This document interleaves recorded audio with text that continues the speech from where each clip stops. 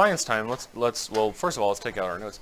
It says the objective says develop a model of space systems, which I actually haven't written down yet. So let's write that down first. The objective is develop a model of space systems. Which space system are we going to talk about today? The solar system. The solar system. Yeah. Let's remind ourselves. Let's remind ourselves of the cross-cutting concepts. Which one are we? All these will apply to some extent. But which one are we primarily dealing with here of the cross-cutting concepts? Well, that's not one of the cross-cutting concepts. So look at the cross-cutting concepts. Which one are we primarily dealing with here? Yeah, systems and system models. We're creating a system model of the solar system. What's a system? Do you remember? We had a definition for it at the beginning of the year. We talked about it a couple of times.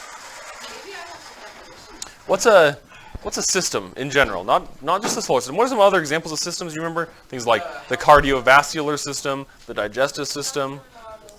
What's a system? Yeah, what's a system? Yeah, what's a system though? Well, I'm looking.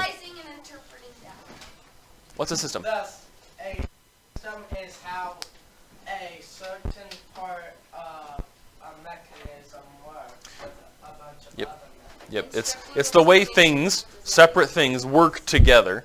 And when I say work together, I don't mean like all the employees at McDonald's manning the fryer at the same time. I mean that they are operating with forces acting. Stop talking, please. They are operating with forces acting between them that intermediate their interactions. Okay, that they are interacting with one another as part of a system, like the solar system. About how long ago was all this happening, would you say? Let's remember from our geology unit. Yeah, about 4.5 on them. 4 billion years ago. Of course, it would have taken place over quite a long time.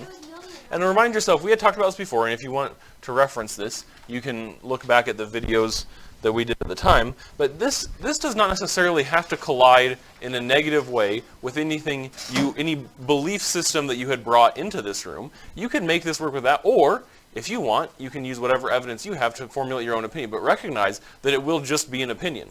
The evidence that I'm going to present suggests that this is true, but we also understand that we don't know everything about it. So all different kinds of things could have happened, but the evidence suggests this is true. If you want a reminder of that, you can go back and watch the video that we talked about geologic time. But this is, the evidence points to this, and we're the evidence is because that's what's most important here. So the solar system, the evidence suggests that this would have occurred about 4.5 billion years ago. How did things start out?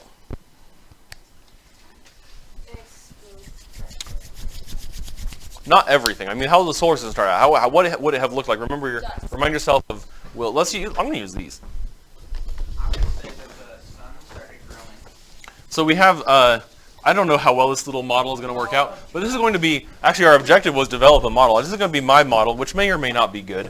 What have I kind of done here? How would you say what pattern is this? Stars. No, what pattern is this? Sure, it's not the stars, but how would you say, like the stars, what pattern is this? Is this a diamond pattern? No, is it a square pattern?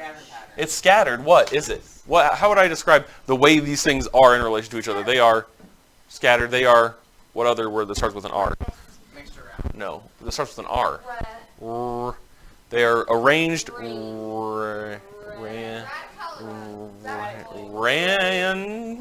randomly. So there's a random arrangement of what? What are these things representing?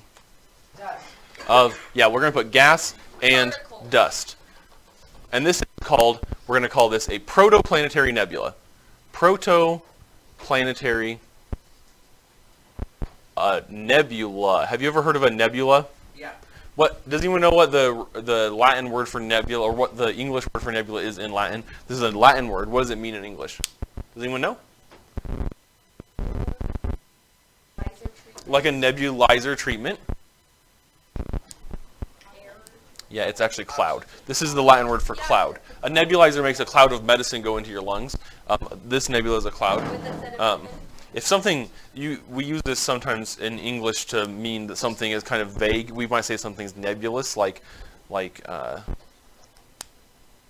trying to think of a way we would use this in a daily sentence. Like my understanding of protoplanetary nebulas is nebulous. That means it's kind of vague and I don't really understand it. It isn't really, that's not true. I do understand this, but I was giving an example. Gabe. They have nebulas on Star Trek. They have nebulae, which is the correct plural, on Star Trek. They go through nebulae with their little spaceship. Yep, they do that. And a nebula is just a cloud of gas and dust. It's literally the Latin word for cloud of gas and dust. Okay? And they just float here forever, and everything is fine, right? No. Over time, the relatively weak force of what attracts them together? These all have a mutual attraction due to gravity. The particles tend to get a little bit closer together until the very closest particles in the middle. Guess what happens? As they get closer, do you remember from the law of gravity? As they get closer, what happens? Gravity starts getting stronger. The closer they get, the stronger they get. Let's put that down. The closer the particles get, the more gravity attracts them. And if gravity is attracting them more, what happens to this little group of particles here in the middle? Yeah, so this thing is a larger now what? Has a bigger, what other thing that affects gravity? Has a larger mass. So now more things. Since it has a larger mass, more particles from outside are going to start moving in, and it's going to give it a larger mass. And they're going to get closer together. And that's called a positive feedback loop. So as this gets bigger, it gets even bigger. And as it gets even bigger, it gets even bigger. And that's a positive feedback loop. So eventually, the mass here in the center gets to a critical point where the particles are so close together that they start doing nuclear fusion. Nuclear fusion. Eventually, the atoms that were making this up get so close together that they touch and they fuse together and an enormous amount of energy is released. That's called nuclear fusion. There is a thing as a fusion bomb. The hydrogen bomb causes this to happen on Earth in a much, much smaller quantity, but it will destroy like an island. Like the Bikini Atoll is actually that the word bikini, you know, like I was going to do a gesture for bikini, but I'm just going to leave it at that. You know what a bikini looks like. I'm going to draw a stick. I'm not going to. You know what a bikini looks like. I keep dropping Planetary Nebula. We should later on, or you can do that on your own time. Do not do it in school. But the bikini is named that because when the myth is that when the person who invented the bikini as a piece of clothing invented that, it was just after the hydrogen bomb. The first hydrogen bomb was dropped on Bikini Atoll to test it, and so he named it that because, like the hydrogen bomb blowing up that island group, this new outfit was going to be a bombshell to people who looked at it. Anyway, none of that. All of that to say that this is nuclear fusion has occurred here. And when nuclear fusion occurs, what does this little group of mass become? It's now a what? Bottoms. No, what does it become? No. It's the sun. It becomes the sun. So, if I'm doing this correctly, about 99% of these should be in here. 90% of the mass that was the protoplanetary nebula became the sun. So nuclear fusion started, the sun started to shine, because that's what, and it's still doing that. Inside the sun, there are two forces always at odds with each other. Gravity is pulling the matter still closer together, and nuclear fusion is pushing it further apart. So the sun is not really an object as you understand an object. This is held together by the electromagnetic force. The sun is an object because it is the balancing of the fusion force pushing in and the gravity pulling out. It just happens to be this particular size and shape, so those forces balance. Anyway, so what happened with the rest of this stuff? This is still what? Still? It goes into a disk. Yeah, all of this is still a nebula called, and it starts to, as it's spinning, because of the gravity of the sun, it starts to spin all in one direction, and it starts to form an accretion disk. Accretion disk. ACCRETION disk. Accretion disk. It starts to all, and they're not all the same distance away, but they're all, we could say they're all moving kind of like in a rotational way.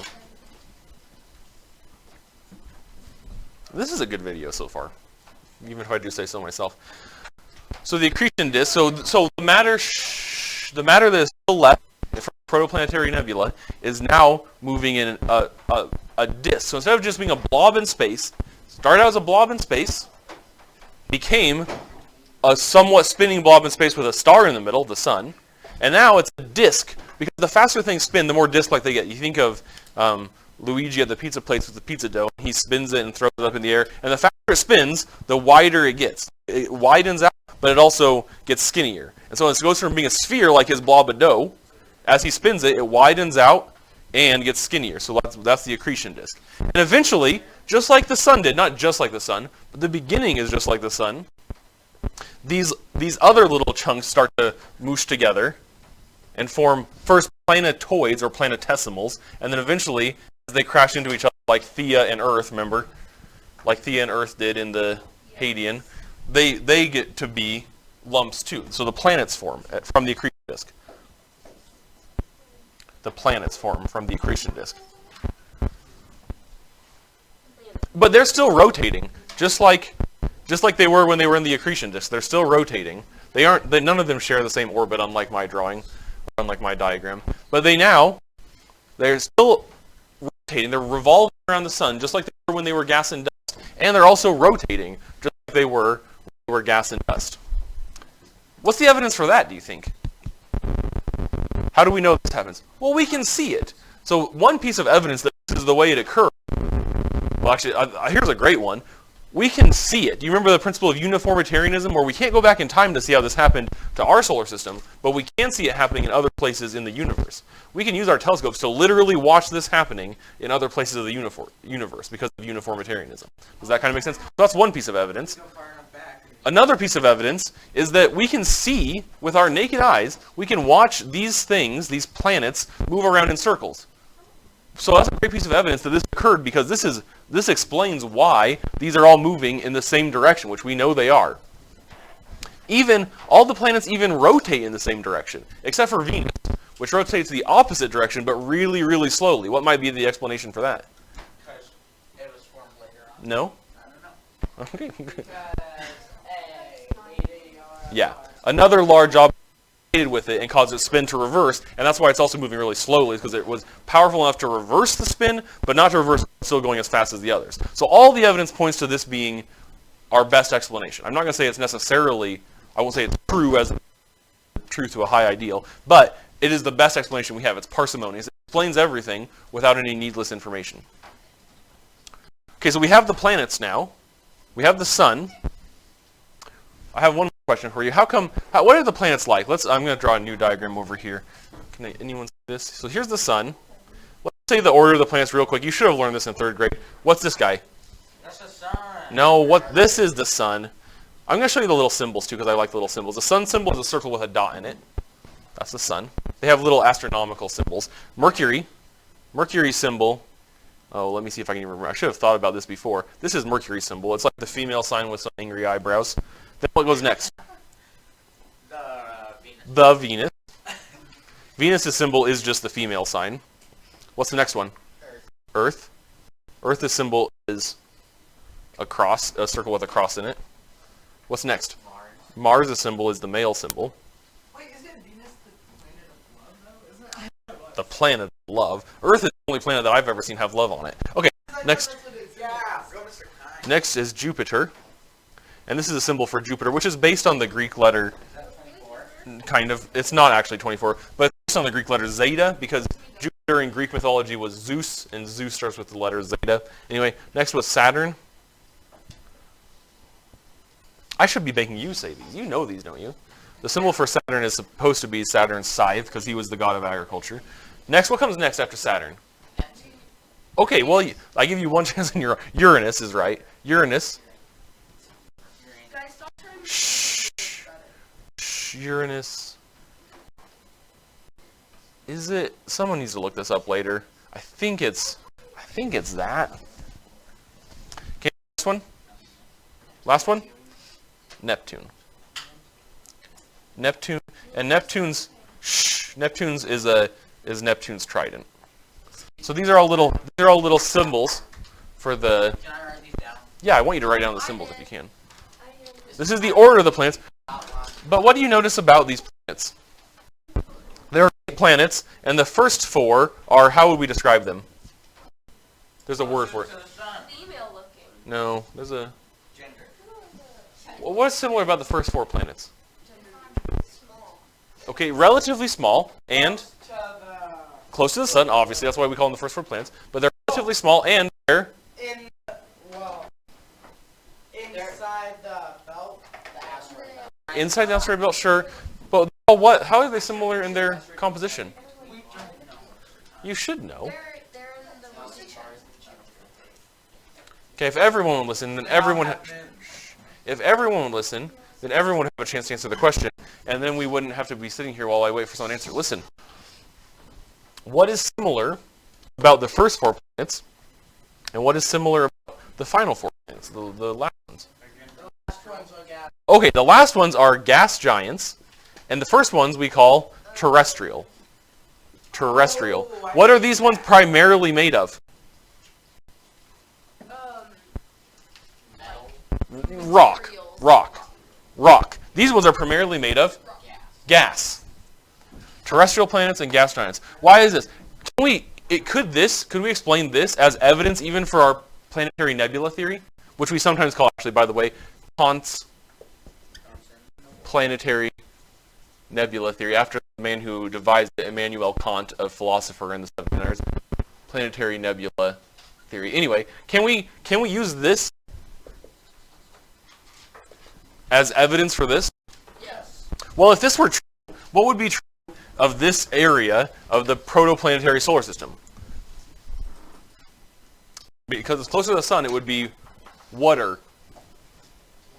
When it started out, it would be hotter, and this would be cooler.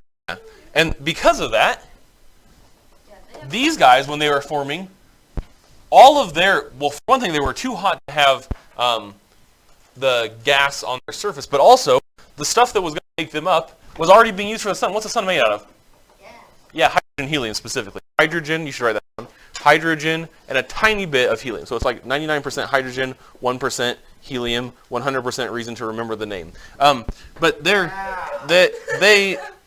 are that make up the sun. Well, they also largely make up these gas giants. So not only was it hotter here, too hot for these gases to form planets, but also the sun was using the gases from that area. That's evidence for our planetary hypothesis. And then these ones, there was more gas available because the sun wasn't taking gas out of this area, and could coalesce into planetoids that were the gas giants.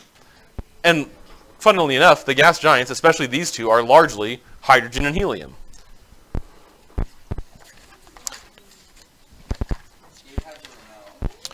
Let me ask you again. What are the primary pieces of evidence? Because that's what we're worried about. What are the primary pieces of evidence that this is the way it happened? Now, listen. I'm not saying this must have been exactly how it was, but what are the pieces of evidence that this is at least part of the story? That the theory is correct as far as we know. What's one piece of evidence? Uniformitarianism. We can see it happening in other places in the solar system, other places in the universe. We can see it happening in other places in the universe, so it stands to reason that it would happen here, that it would have happened here. What's the other piece of evidence?